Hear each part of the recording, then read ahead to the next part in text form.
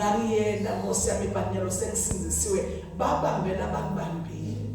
That is why for the Apostle Paul, what's nasasinzisiwe trying to infiltrate into the church, what's what? Because your past will be used against you.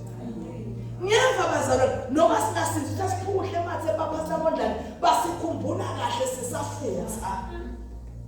Basikhumbula kahle. This testimony uyafika uMapostle Paul so ukhulumile uNkulunkulu ukuthi lo muntu lona uborn again basi bazivanele kancane ngenelo nasiyamathi bekabulala the thing that you used to do, the enemy is always carrying it out. Atakumbula kusobuye emendweni kathathu ungashumayeli kakhulu usitawuthi uyashumayela kume abantu lapha emva basi le nto beyisitsakwa. Very painful. Now David afuna kuthubekela kuye bazalwane ngifuna kuthubekela kuye live la uNkulunkulu likhuluma ngaDavid. Lithi live la uNkulunkulu ngaDavid ngalenyela ngabuya lokubulela Goliath. Lithi le live la uNkulunkulu kusuka abafathi nje Pastor Motsa bayathumisa bathi David has killed his 10,000, Saul has killed his 1,000. Akazange David atitelela lengoma. Wasuka abafathi nje bathakasile bahlabela njengaloko nani nisho the man of God umuntu lomzala man of God the Holy Spirit akatikeleli lo muntu omzala uhlabe asho sigama lami ngin Victor McDonald kusuka nini our father na David bazalwane akasukeli umuntu hlabela abafathi bajabulile wayibamba sathane lengoma. And the Bible says, ngalenyela ngasekubheza uDavid ayawujoyina eMafilisti, ayakudala eMafilisti asamajobolo David. Athi asiye yini lo David lo. Lo behlashelwa ngayo. Kuthiwa he has killed his 10,000, na Saul his 1,000. Sayini lento lenje. It has become a weapon. It has become a weapon. Ngoba sathanda ugcina emafayile. Apostle Paul beka bafuna sheshe ngehle. Apostle Paul nabeka hamba nefakazi Pastor Motsa. Fakazi bensulo nifunza ukusensorisha. Censor fakazi ben. Censor your testimonies. Because the enemy is waiting to use them at an opportune time. Hamba fakazi Saul, mina ngangisigebeni. I was on my way to Damascus. Ngenda nabona lo fakazi nje baba lo lokusho konyaka. One day the enemy to use it as a trump card. Lokunye ngifakaze indlebeni ka Pastor Motsa wakuthatha kuna card uthi akusebenzisa ngalenye la kula uyawuthi lasukuma athi ungakhohlwa eshadile ethi wena wathini. Look at this, you said it. Your own testimony one day shall be used against you. Ngifuna ukukhuluma bazalwane nangema weaknesses akho. Now Moses inceke yaNkulunkulu ishada nje ekhusha woman bakuwo lithoba sukuma to use that weakness against him. Akakhulumani Moses nathi ashada an-Ethiopian wife. Yini lo ngayikhuluma? Ungakhulumani ngathi Pastor Kitso wehlulwa ngumene. It is now being used against you, Pastor Amon, to weaken. Futhi abavamisa ukusebenzisa ngesikhathi uhamba kahle. Udathi nasebhenza efemelini yakho nasemndeni wakho. Bathi sasho vele yini engashunyana nguPastor Amon umfati wakhe enaje. Yini angashumayela yona. Bathi abantu sibakhanza bakamshaya zafe. Kude your witness shall be used against you. Skala 70 sawo sathane kulamana. Ukhulumani nathi wena? Uthi ngishozuka. Beyangikhuluma yena ngifakaza into tasekhaya nasekubekwa imali. Ukhona abanemavila sipro bathi nibeka malini? Usho sona ngabeka 2000 kwesho nakhanga yadlala. Ngiyoko 10,000. Uzakudlala ukuthi ana ngikholwa njani? Lo muntu kunala into imali.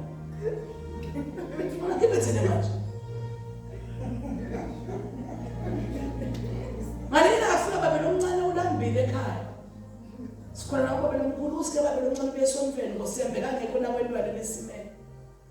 Usingicane ukuphangela usibe nomkhulu kanti bakamoya bayalapha. Sindle Jesu. Yabazalwane. These things shall be used against you. Nekuneva kwebantwana.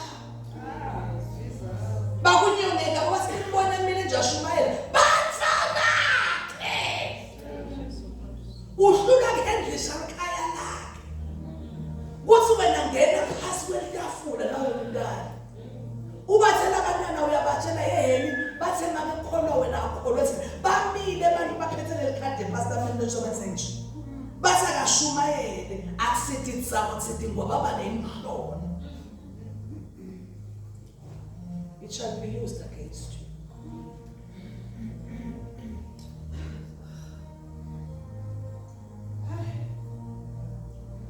Funa kumenza baya Joseph. Abaleka shiya just like umfati wa Potiphar. Your jacket was used against him. Angeka sakhona benifunza na Joseph akuthiwa there was no trial. There was no trial. He was found guilty. Wanganikwa na Pastor Amon neminyaka 30 years. Wajijela nje wathiwa ikhathe nje. Kusetshenziswe nje jacket. Unethi indoda. Let it banjwe nje to use at an opportune time. Yoveta nje just la olwatshiya kanzima. Ngajona ngomnye manje ngifuna ukufakazela. Censor this. Uthi divorce yena nemvotsa yakhe. Imvotsa yakhe beyingeva ngale indlela. Nama was going through that. Usasasinzisiwe asakholwa amemukele Jesu. She wanted to move forward. Uthi wathi nakusenkantolo sekuhleli inkantolo. Sikune bazana nabantu support abo Pastor Ndlela abo Pastor Amon abo Pastor Motsa nabo Pastor Mdluli lapha bathi bafati bemthandazo. Akabatshelanga le pastor yakhe. Uthi le ndvodza yakhe lebeka divorce yathi ngicela ukukhuluma. Ngiyamba uthi innocent ngicela ukubona yaveta la yabana eanda. Uthi andani yathi yendvodza namthanzana nayo. Uthi bafati besile bo Pastor Bhembe nabo Pastor Mdluli bangena phasi kwematafula. I-anda begcine for more than 10 years. Imele nje ukuthi mzokala uyamdivorce ngawivela. Kuthi yayibekwe phi angiyathi imvozi beke anda. Yathi le mvozi anda lebekwe imvozi yakazi bani banye beyakavila kade futhi nayo.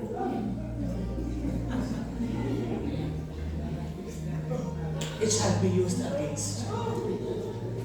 Kukhona sathi mina kugcinile Pastor Mdluli to use against us.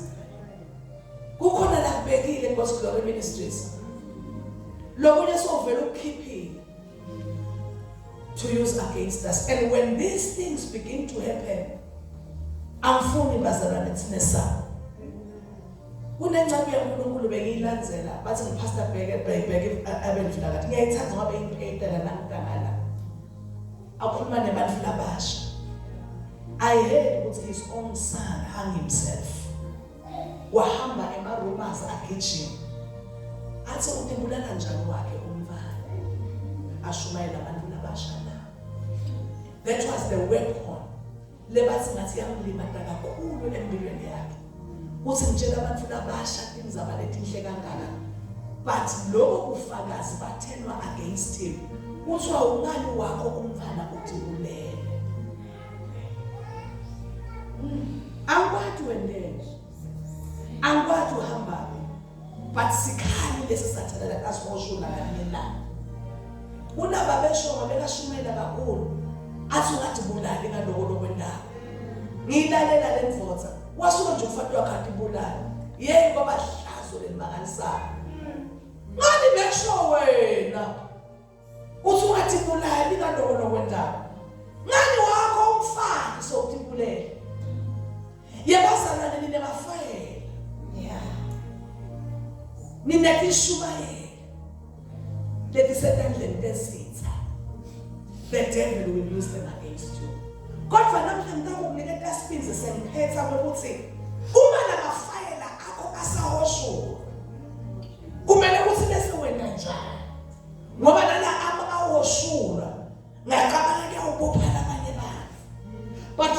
ngicela nawo lo muntu wangiJesu kuthi nathiwa phela wathi wena lelithempeli litawuvuka livusa in 3 days kuthi wathula kwangaphendula.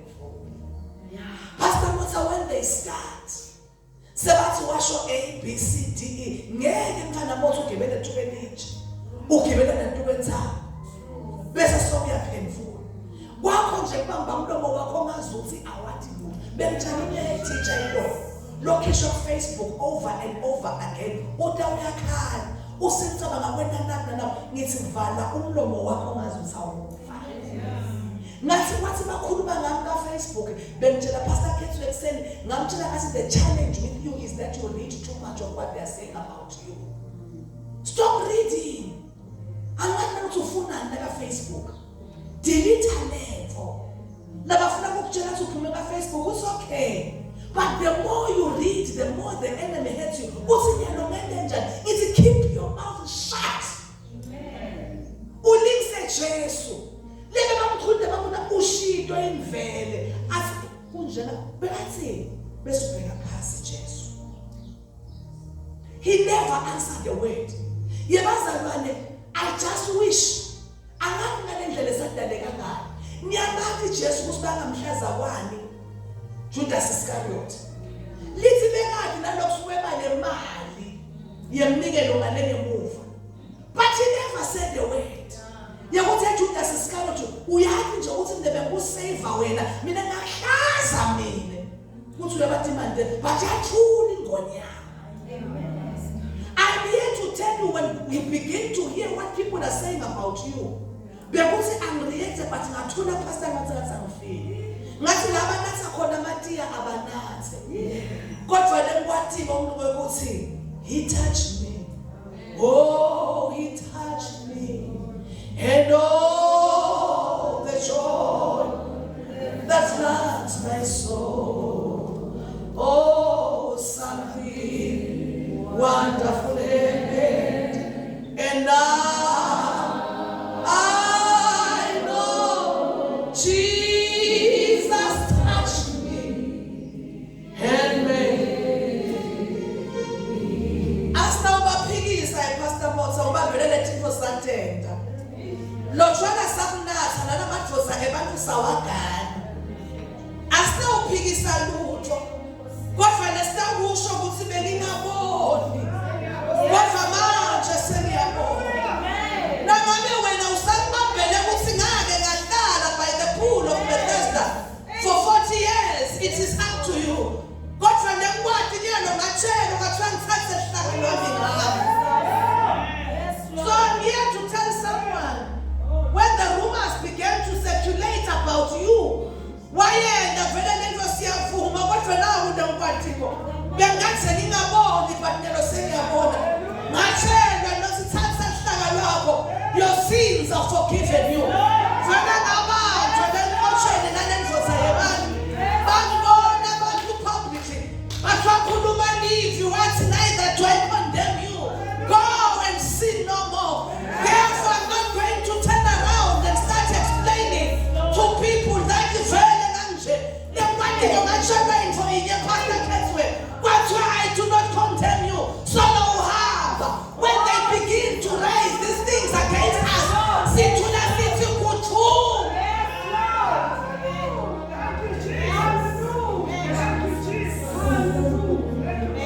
Now could man of God's glory ministries. Then by come by pen for the year and then. Now by the man of fathers, banner, basati.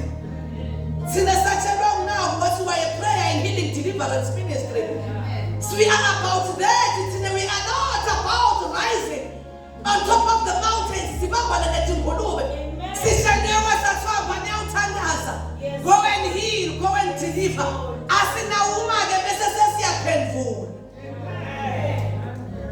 When they start to use that against you,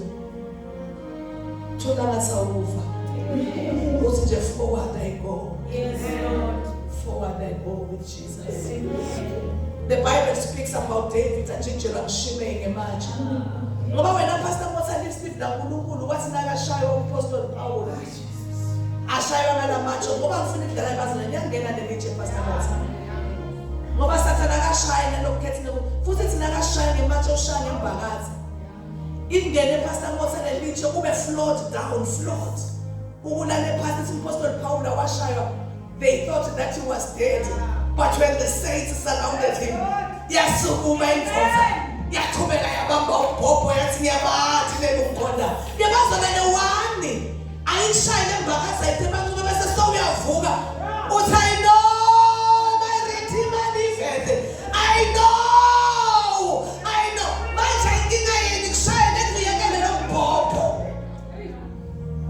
sukuma njengempostoli Paul basitshele ekhaya emajele kuswe laba bendena nabo but in the middle of the night we rise and we pray just like the apostle Paul and Silas sivuka siphakathi nebusuku mukinziyo yakhe sithandazeke mancube asishayile bashe but in the middle of the night we rise and we pray.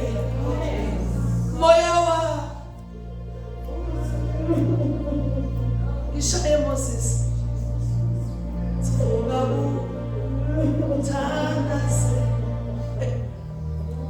Vugabu Tandase Bazipagati ngoba pastor mdulula mini pastor Motsa bekasa Tandase. But when we get to the sanctuary of our bedrooms angenile manje in the middle of the night we rise and we pray. We rise and pray. We rise and pray. In the middle of the night, when my heart is broken down, rise and pray. Just rise and pray. Rise and pray. Funa mawanagi na maketane. Nasa shayo ebusuku. In the quarters of our bedrooms. Siyabayekela nje basethuki. The Bible speaks about David. Ahambe manje Shimei amjinjela nawo. Ngoba basishaye Pastor Motsa kahambe kahle. Loba bafuna bandudlula bephonde manje. But now people are carrying stones to hit us again. Uyabuda eliyapha ithi ngubani. Aphina thafu ngathi unguye mfundisi. Uthi Simendeni nangishimeke ngoba sinamandla babhuqa. Uthi David, what have you got to do with me? Son of Shimei. Lingene lithi Pastor Motsa. Waqhubeka Davide. Abheke khona eKenani. Athi ngoba kuyafana. Nelizulu kimi. Kuyafana Nkosi. Nelizulu kimi. Usuka eJordan. Ngiyawuze ngifike eKenani. Kuyafana. Nelizulu. Lingena ngitshela Shimei. Hayi ngoba ngeke siwabuyisele. But ngoba kuyafana. Nelizulu kimi. Ngithi kuyafana. Nelizulu. Nangisuka ePastor Motsa nangisuka eJordan. Sizesiwe eJordan. Kuyafana esu. Lingena leliche. Because it is now being used against us. Asinawunaka boShimei bazalwane. But siyaqhubeka. Asiphendvuli Pastor Ketsi. Asumhlabele namatsha ngwanaki. Asumhlabelelo endlala idumiso phezu kwenaziselebezi. Wendlala idumiso phezu kwenamatsha. Siqhubeke sihambe siguqudwe. When the insults are used against us. Cela libandla laNkulunkulu liyende la yini.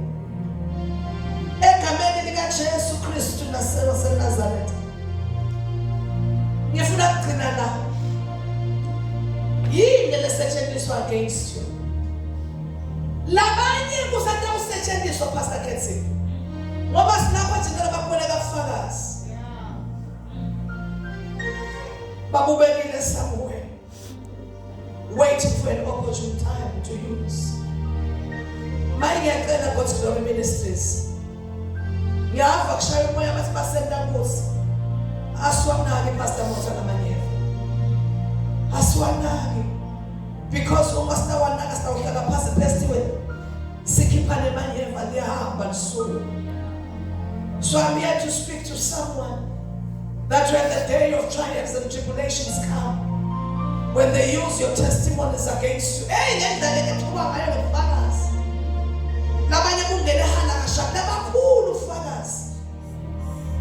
is someone, a high inspector who came to me, Pastor Moss.